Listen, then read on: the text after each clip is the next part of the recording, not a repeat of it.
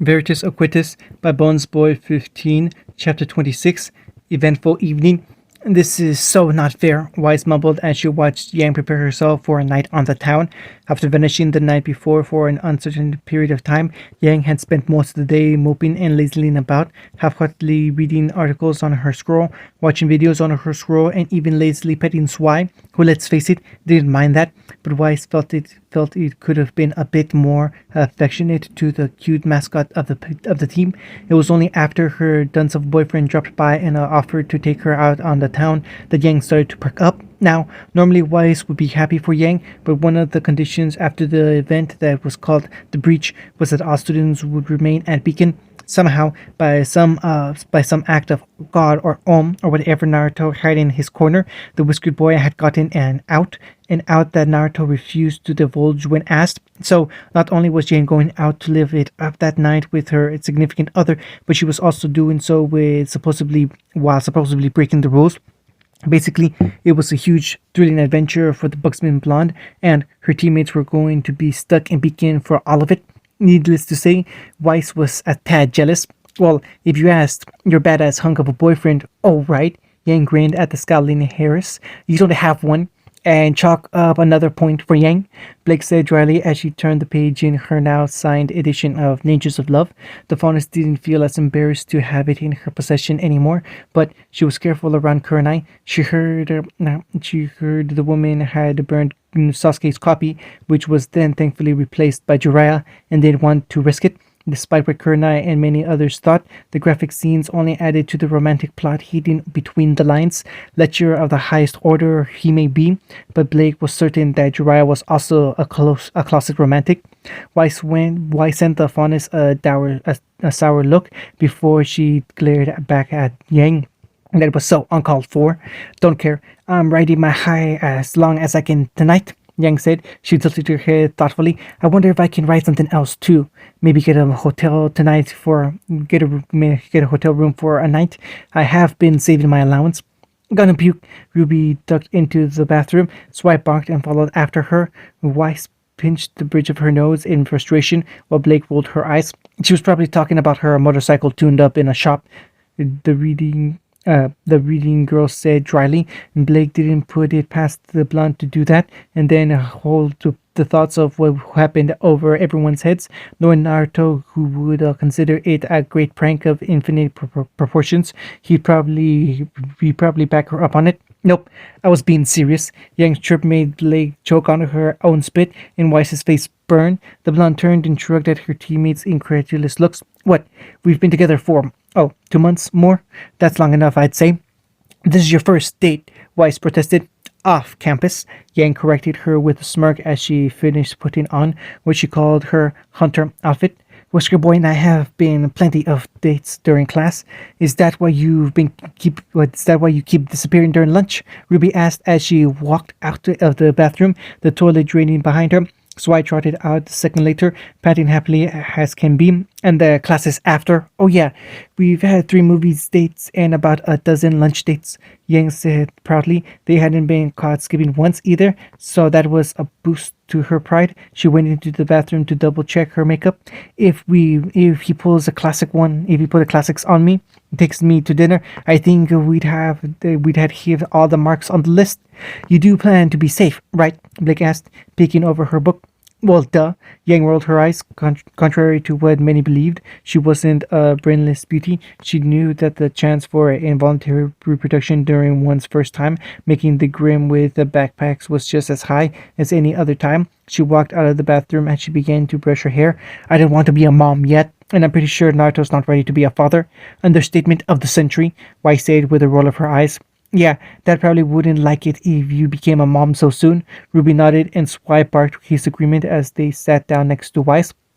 Dad is so not one to talk, Yang mumbled to herself as she reflected on the conversation she had the night before. Apparently, her beloved, protective goof of a father tried to change her diaper once and somehow got used one on his head. Switching hands, Yang smiled and closed her eyes. But that outcome aside, yeah, I think we're ready. Well, it's your relationship, Blake conceded and disappeared back into the realm of budding romance between Nimako and Koshina. Darn right it is. Yang set her brush on the dresser and faced her team, her hands on her hips. Well, do I look Yangable or what? Her teammates groaned at the pun, and Swai laid back and covered his eyes with his paws. Their answer made Yang grin. You girls wish you looked this good. I didn't even know I had this shirt, Naruto said as he looked at the azure long sleeve v-neck that clung to his torso like a second skin, in place of his normal baggy black and orange hoodie as a more stylistic rustic orange jacket, left unzipped to complement Naruto's roguish handsomeness. He was not cute. Comfortably fitted dark pants covered his legs. Apparently they accented his great asset, in Coco's words, whatever that meant, which were held up by a stylish belt, while he saw Holmes' traditional combat sandals protected his feet. Trust me, I had to dig to find it. You have way too much orange and black, Naruto, Coco complained. Upon hearing through the grapevine of gossip Kurma about her little brother's planned night on the town, the leader of Team Coffee, made it her duty to make him look good. It was really a challenge that she felt obligated to take, and considering her success with Fox and his own orange fetish, Coco knew it would be difficult but doable. I've said it before, I'll say it again. Damn, you clean up good, stupid. Kurma grinned before where he and Velvet sat on his bed. The rabbit-eared fondness gave him a small nudge and he shrugged. What? I say it with love. It's still not nice, Velvet said with a frown. Bah, he's thick-skinned, trust me, Vel. I've called him worse. Yeah, thanks for that, fuzzbutt, Naruto mumbled. He ducked under the book that was thrown his way and grinned at the scowling fondness. Ha! Missed me. Kurma, you probably shouldn't start a fight after Coco spent so much time playing dress up with her Naruto doll, Sasuke warned, a smirk plastered on his face. Kurma snickered while Naruto glowered at him and Coco nodded. Pretty boy's got a point, she said while she tried to fix the mess that was Naruto's hair. Coco frowned in disapproval when she couldn't do anything. Man, what did Kuwich use to straighten your hair? Hey, don't touch the dew. Naruto slid back and away from Coco with his hands on his head. The dew is what makes this package work. It could be shorter, Haku said thoughtfully. His teammates looked at him and he shrugged. What? It could. So, ignoring my teammate's opinion, hurtful, Haku frowned. Deal with it. Naruto continued despite Haku's interjection. He dropped his hands into his pockets. Anyway, since I've got, 10 minutes to kill, any words of advice? Not from you, Kurma. You try to help a guy and this is how he treats you. She dumped a salad on my head. So, she tossed her own salad? See what I deal with? Naruto asked the smirking Coco while Kurma snickered at his own joke. Sasuke and Haku were stifling laughter, and Velvet was bright red. I feel so bad for you, Coco replied with fox sympathy. She pulled her hand on Naruto's shoulder and turned him towards the door. First bit of advice, always arrive a tad bit early. It shows you're eager and excited. Right. Anything else? Try and make this as proper a date as you can. Who knows when we'll get the veil visitation rights back? Coco asked. She like Naruto's team knew exactly how he was going to get out of Beacon, and considering the reason behind it, supported him completely. Only use your tongue if she starts it. Try not to fidget or play with your eating utensils. Compliment her looks, and most importantly, Coco turned Naruto around and stared him dead in the eye. Don't order ramen. You can't be serious. Don't order it, Naruto. I mean it. But, no buts. Coco cut him off sternly. This girl really likes you, Naruto, and I don't know what your previous girlfriends, if any, thought, but I'm fairly certain they weren't fans of watching you inhale gallons of ramen at dinner. Building away, a mid-haired girl suddenly sneezed into her partner's face, while the silver-haired teen freaked out over the germs. A red-haired girl laughed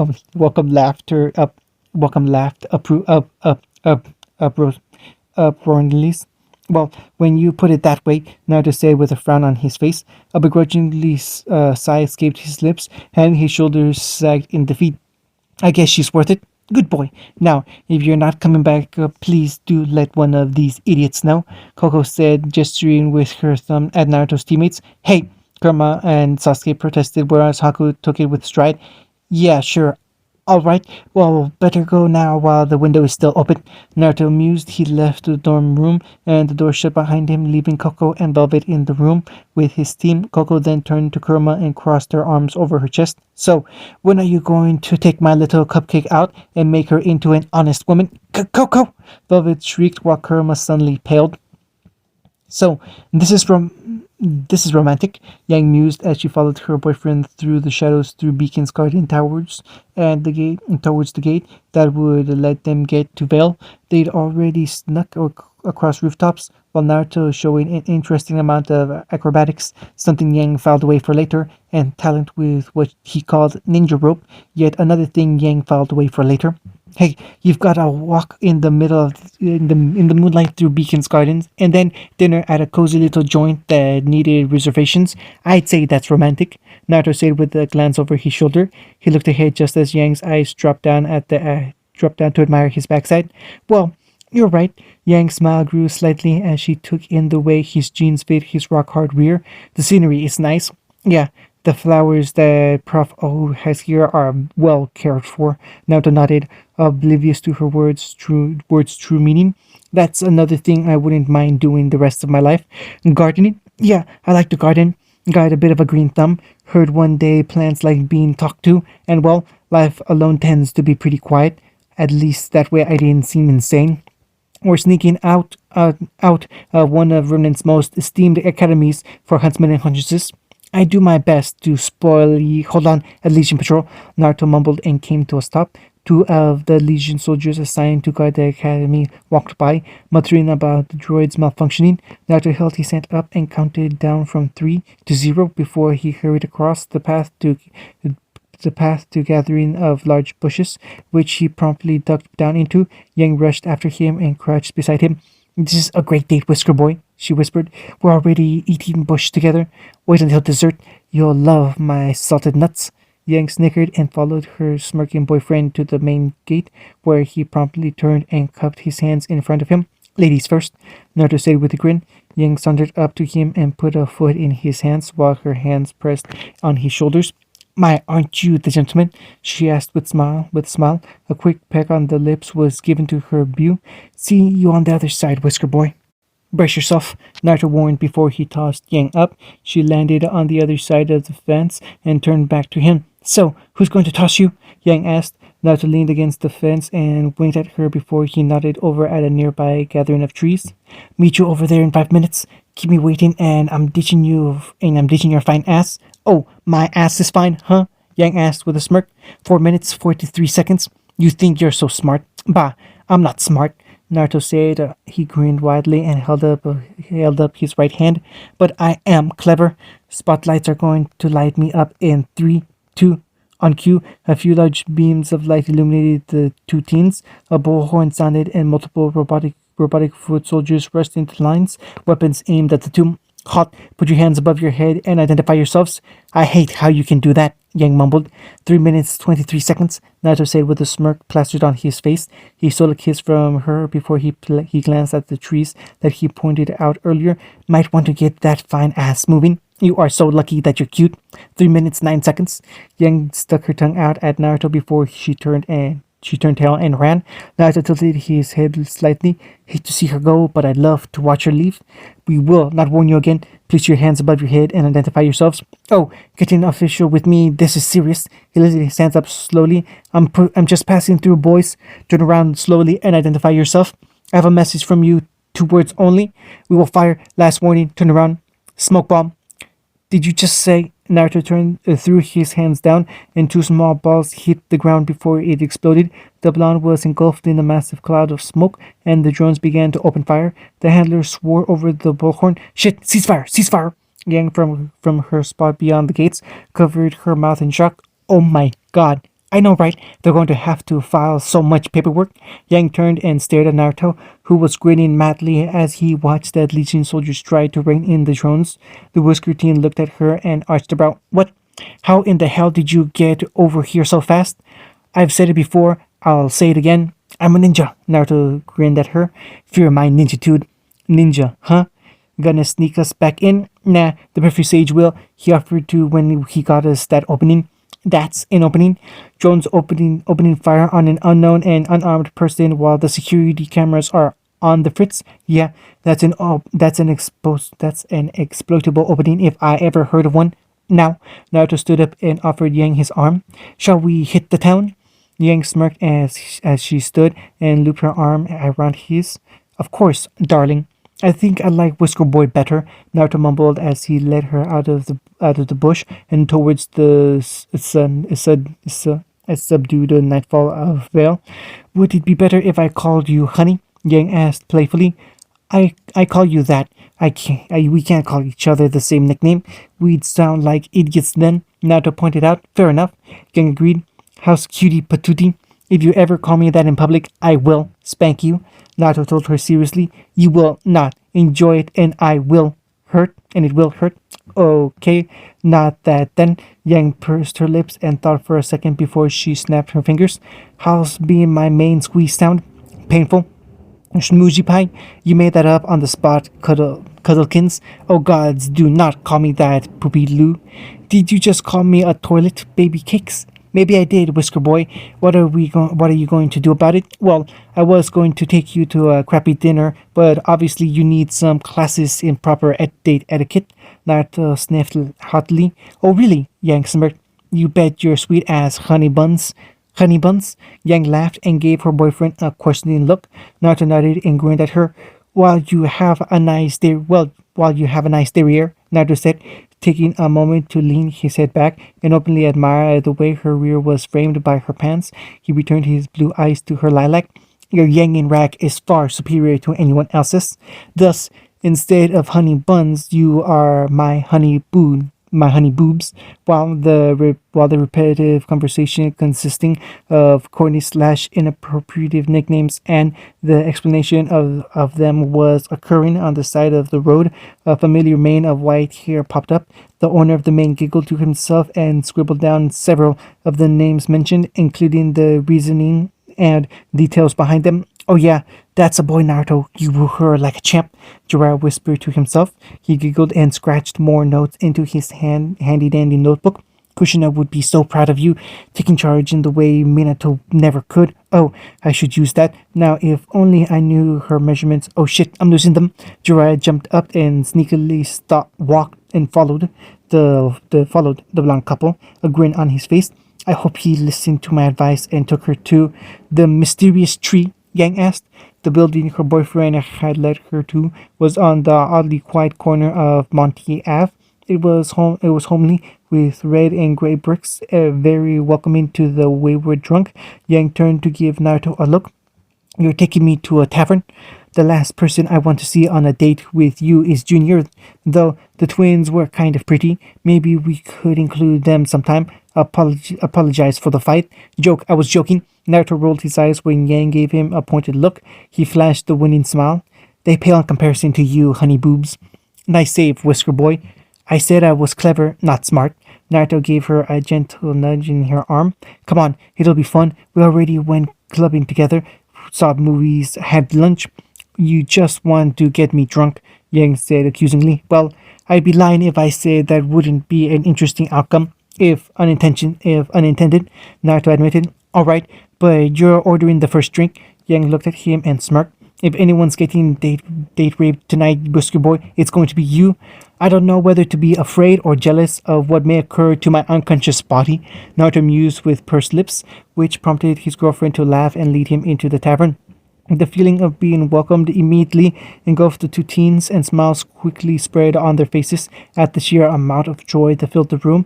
Naruto led Yang up to the bar and knocked on the wood. The bartender, a man about the age of Jiraiya, turned and met their eyes. He had a thin mustache and triangular beard that grew from his chin, the sort that would be seen on a criminal familiar head typical of Bakugo. You're both a bit young to be in here, aren't you? He asked. His eyes narrowed and the pipe in his mouth shifted from one side to the next. She's 17, I'm 17. Legal drinking age in Vale is 16 and up, Naruto said, subtly moving closer to Yang. He felt rather than saw several eyes being crept under the joyous atmosphere. The whiskered blonde kept his gaze locked with the bartender. I was referred here, but if you don't serve us, so we'll leave. Who referred you? A perverted old toad? This toad. He wouldn't be named Jiraiya, would he? The bartender narrowed his eyes. Yes, Naruto answered uneasily. The bartender stared at Naruto for another moment and slid his pipe to the other corner of his mouth. Then he smiled. Well, any friend of Jiraiya is welcomed here. The bartender gestured to the left, over to at a more dinner restaurant-like setup, then the right, bar-like side of the tavern. Right this way, please. As they followed the old bartender, Yang turned to her boyfriend and whispered, your godfather suggested this place? I know, right? I thought it was a club in the wrong side of Bell. Naruto mumbled as he looked over the various black and white photographs hung on the wall. Look at that. Bruce Willis ate here at the first Rough End film, and Jack L. Samuels. You were going to take me to a red light bar? Yang asked, unsure how to react to that. What? No, I was only going to swing by here and confirm whether or not the perv was just trying to perv on us, Naruto said under his breath. I thought you told him you're off limits. Naruto mumbled. He grinned. I am not. You. Yeah, I know. Here you are, the bartender said with a smile as he sat them at a table for two. Other couples or groups sat enjoying happy meals around them. Once the two had sat, he twirled his fingers and produced a match, lighting the candle set between them on the wall. He shook the match out and clasped his hands together. A waiter will be over to take your order shortly. Any drinks I can prepare? She'll have the strawberry sunrise, no ice, with a cute little umbrella. Purple if you got one, Naruto said, cutting Yang off and meeting her gaze with a small smile. I'll take 5 dust ale if you got it. Pretty strong stuff, boy. Sure you can stomach it? The bartender asked, a brow raised. Naruto glanced at him and grinned. Buddy, you're looking at a guy who survived being inside 3 grim stomachs. That is a tale you'll have to tell me another time, the bartender said under his breath. He bowed his head and backed away. You'll have your drink shortly. Once the bartender left, Yang fixed her boyfriend with a look. How did you? Your favorite drink? Yang wrote it down when you filed out the questionnaire for Good Witches, when Good Witch on psych evals for the vital. Naruto cut her off again with a grin. Starting to seem stockish, Whisker Boy, Yang said. And I asked Ruby what your favorite drink was. You've told her plenty of times when you were bragging about your first drink and when you dream about hitting up Patches Beach in the summer, Naruto said. He sat back in his seat, looked at the butcher's knife, and the butter knife. He picked the silverware up and smirked at her. Like how you snuck her some Lee for information on what I enjoy to watch when I have to relieve some stress. For the record, it's not food related. Waterworks are fun though. You should have known he'd say something sly fox, Yang mumbled with a huff. She narrowed her eyes at her smirking boyfriend and drummed her fingers on the table. Well, if you don't open up, I do open up, Yang. I just do it subtly, Naruto mumbled. He glanced out at the people around him. Force of habit when you become a spy master's apprentice. Jiraiya's a huntsman. And there's a grim outpost outside the wall of Bell trying to get in, Naruto said, looking back at her pointedly. Yang, I haven't lied to you or kept anything hidden, anything that wasn't important anyway. I know, Naruto. Yang reached across and put her hand atop of his. It wouldn't hurt to share a bit more of those little secrets, though. Well, that's part of the fun, isn't it? I suppose so. Naruto cracked a small smile, and Yang returned it as their hand gently clasped around one another. Ah, to be young and in love. The two blondes were shaken from their moment at the sound of the elderly woman's voice. Looking at the speaker, they found a short woman at their side with a tray in hand, consisting of a few drinks. The woman, wrinkled but lively, had short curly white hair and deep purple eyes. A smile was on her face as she looked at them. You two remind me of myself and my husband before he became a lazy good-for-nothing drunk, she shouted over her shoulder. A short man seated at the bar waved his hand at her lazily, while the other patrons hooted and hollered at him. The woman turned back at the startled blondes. But don't you mind old Shima now. Now, who ordered the sunrise? That's mine, thank you. Yang smiled at the waitress nervously as she took the drink. Then the fire dust is yours, Naruto, thank you, Shima. Naruto introduced and thanked the kind woman as he took his drinks and said it before him. Well mannered. Shima looked over at Yang and winked. Keep a tight grip on this one and watch his glass. Make sure he's not prone to over ordering. Oh, get back to working and leave me alone, the aforementioned patron complained, while his fellow drunks laughed. Shima huffed and walked away, but not before giving the two a smile. If you need anything more, just let old Shima know. We'll do that. Naruto nodded. He waited until she walked away before he looked at Yang. Thoughts on old Shima? She's one rockin' granny, Yang smiled, and took a sip of her strawberry sunrise, plucking the purple umbrella out and putting it to the side. She seems familiar, Naruto mumbled, his brow knit together in confusion. He took a drink of his ale and shook his head. Reminds me of my mom, or well, what I have heard about her. Damn, that's got more of a kick than usual. It's been a while since I had a real fire dust ale. Tell me about them. Naruto gave Yang a perplexed look. Who? Your parents? My parents? Yeah. Yang smiled. She set her drink down and rested her cheek on one hand, the elbow propping her up. Consider it the first little secret you're telling me. It's not a secret, but fair enough. My parents are legends, Naruto said proudly. While everyone on the remnant feared the wrath of the Thunder God and his bride, the Bloody Death, Bakugo hails the Yellow Flash and the Red Hot-Blooded Habanero as the greatest of the generation. Wait, your parents were called the Yellow Flash and the Red Hot Habanero? Yang asked with a smirk. No wonder your favorite color is orange. Damn straight. People back home called me the Orange Titan. Yeah, right. They do. Well, that or the Orange Demon, but I like the Orange Titan better. I'll bet. Yang pursed her lips thoughtfully. She let out a small laugh. How does someone get the name Red Hot Blooded Habanero? Well, Naruto said with a small smile. To be fair, kids are terrible at giving out nicknames. No. Yep, Naruto chuckled. Mom got her name back when she was young. Heck, according to Privy Sage, she got it the day after she joined my dad's class. Jura said she had a wicked temper like you'd never seen, and her hair reminded the kids of a habanero, or it reminded them of a tomato. It depended on who you asked, really. Hey, tomato head, how's it? Oof! A brown-haired boy with squinted eyes doubled over, a fist that embedded itself in his stomach.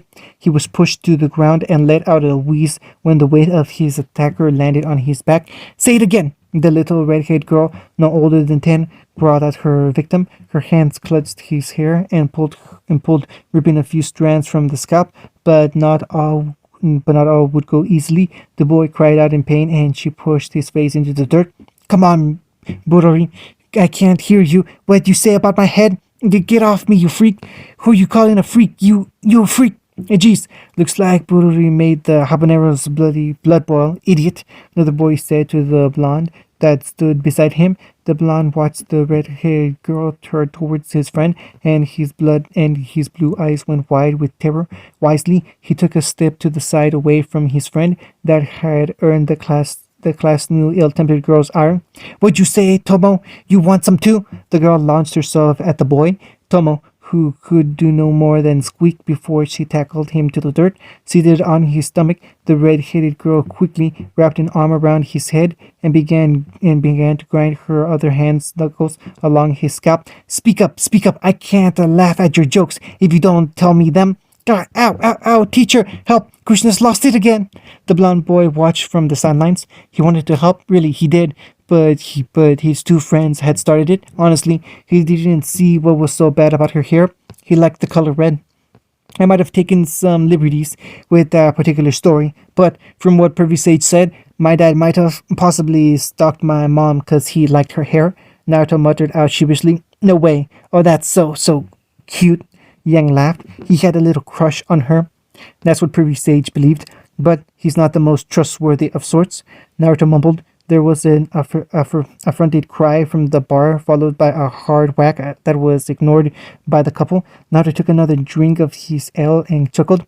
He tends to romanticize the relationship. Claims it was his instruction that made my dad step up and take her as his wife. That and something about grabbing him in public. I don't remember really. He always used to cut himself off and shiver. Sounds like an interesting woman, Yang mused. She sure does. Naruto muttered. He tapped his thumb on the side of his glass and looked around. Where's the wait? May I take your order? Two near tyrannical teens, one with orange hair and the other with blue, asked, standing at the side of their table. That's what I call service, Naruto mumbled. One waiter, the orange-haired boy, looked at the blue-haired one. Kichin, Pa asked you to take their order too. Tatsu, your shift ended 3 hours ago, the blue-haired boy, Kichi, growled. Oh yeah, why am I here then? Tatsu asked. A good question. Kichi grabbed Tatsu by the collar and back by in the back of his pants. He carried the orange-haired waiter towards the kitchen doors, promptly throwing Tatsu through with a yell. Why don't you go find an answer in the kitchen? There was a crash and a cat yowl. Kichi dusted his hands off and turned back towards Naruto and Yang, a smile on his face. He opened his mouth to speak when Tatsu's voice called out from the kitchen. Hey Kichi, I remember why I stayed. I landed in the snacks. That's great, Tatsu. I hope you choke on it, you dumbass.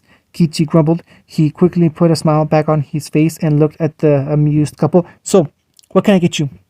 Well, any recommendations? Yang asked, trying not to laugh at the obviously annoyed waiter. We have a lovely smoked steak, roasted duck, and a magnificent world-famous chef special, Ichiraku ramen. Naruto choked on his drink and clapped a hand over his mouth. A fist pounded on his chest and he cleared his throat. Ichiraku? Vacuum chef Ichiraku? Yes. Well, not the Ichiraku. He refused to leave his home, so instead we got his daughter. Naruto immediately paled. Daughter? Daughter? Yang asked, her smile quickly falling. Yes, she's just as good as a cook as her father, and knows how to make it just right. Kichi nodded. He sighed dreamily. Real beautiful gal, homely. Gorgeous brown eyes, silky brown hair at the reaches, down to her waist. Yang snapped her eyes over to Naruto. The whiskered blonde was trembling, his hand shaking the glass in his hand as he lifted it up to his mouth. You've seen her too? Mighty fine, isn't she? Kichi sighed. She swore herself to one man with a scarred face. Whoever this lucky bastard is, I envy him. Really? Yang asked while she tapped a finger on the table and gave her boyfriend a look. One man. Tell me, Kichi, did this daughter of Ichiraku ever work as a waitress for her father? I think she mentioned something about waitressing once. Kichi mumbled. Ayame? Naruto mumbled. Ayame, huh? Yang repeated. Her eyes closed and her brow twitched. Does she like footlongs? What? She's my sister Yang. Naruto blurted out. Eyes from all over the mystical tree turned to him. The guy she's devoted to is an old friend. His name's Iruka. Yeah, lucky scar-faced bastard, Chiki said sourly. He hung his head and people returned to their meals before he perked up again. So, what it'll be? I'll have the steak.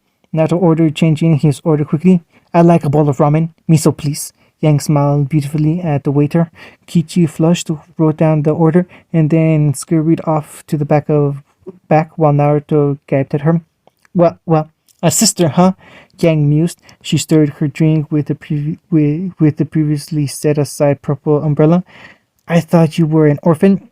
We're not blood-related, Yang, Naruto said lowly. He looked out over the patrons of the bar and restaurant who'd long since gone back to their own conversations before he looked back at her. Look, when I was younger and out of the orphanage. What? When I was 5, I was given my own apartment. All right, it was complicated, some kind of politics. That's not the point. Naruto shook his head and hands.